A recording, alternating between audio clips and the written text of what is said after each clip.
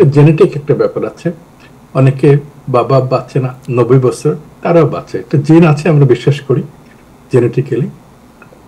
আর যেটা আছে সেটা হচ্ছে যে খাদ্যাভ্যাস, কিভাবে স্বাস্থ্য, আহ, শারীরিক এবং মানসিক এবং আনন্দে থাকা। আমরা অনেকে দেখেছি যে কারোর একটা প্রবলেম হলো ফ্যামিলি, হঠাৎ দেখা তার চুল পেয়ে গেছে, বয়স বেড়ে গেছে, ও মাই গড তোমার বয়স বেড়ে গেল। আবার অনেকে দেখা যায় 5 বছর পরে বয়স কম লাগছে।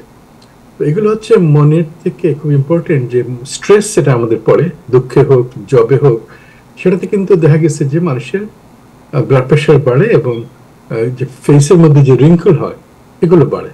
একটু লম্বা করছে না, একটা স্টাডিতে, হার্ভার্ডের একটা স্টাডিতে দেখা গেছে যে, এটা অনেক আগের স্টাডি, ইদানিং সাইন্টিফিক্যালি যেগুলো বেরোচ্ছে সেটা হচ্ছে যে বডিতে যে টি সেল আছে, ওই টি সেলকে যদি মডুলেট করা যায়, তখন দেখা যাচ্ছে টি সেল গুলো যে এইজিং হতে যে সব জিনিস আহ, থাকে, ওইগুলোকে ধ্বংস করে ফেলে।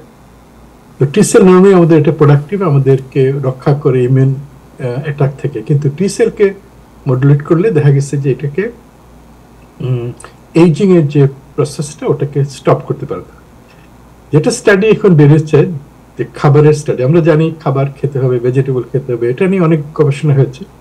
তো এটা একটা স্টাডি জাপানি এবং ইউনিভার্সিটি অফ ক্যালিফোর্নিয়া মিলে তারা করেছে।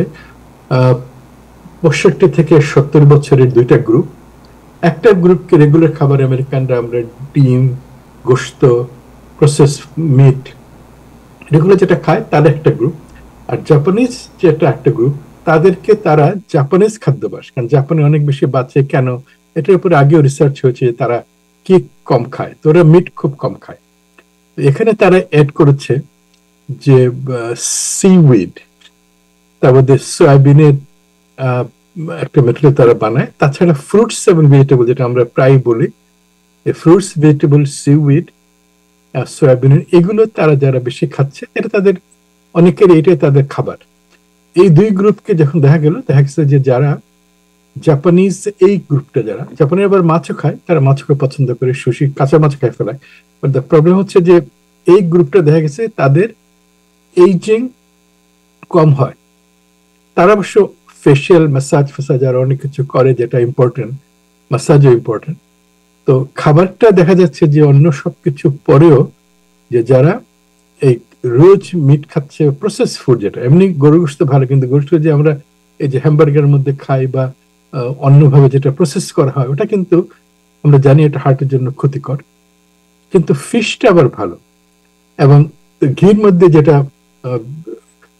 রুম টেম্পারেচারে লিকুইড থাকে, সেটাও খারাপ না। তো এইভাবে খাবারের ব্যাপারে দেখা গেছে যে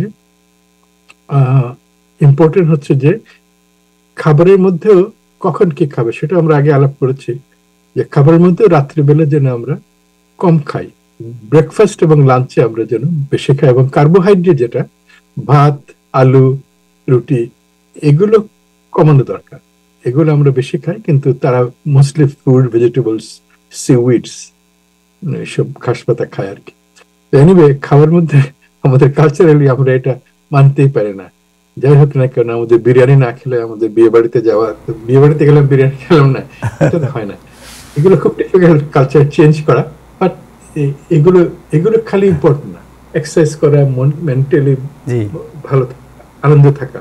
এই ট্রাম্প জিতে যাচ্ছে বা বাইডেন হেরে যাচ্ছে, এটা নিয়ে আমাকে কষ্ট না পাওয়া, মানে এগুলো আমাদের কন্ট্রোলে নাই। আমাদের কন্ট্রোল যেগুলো আছে সেগুলো আমরা করবো।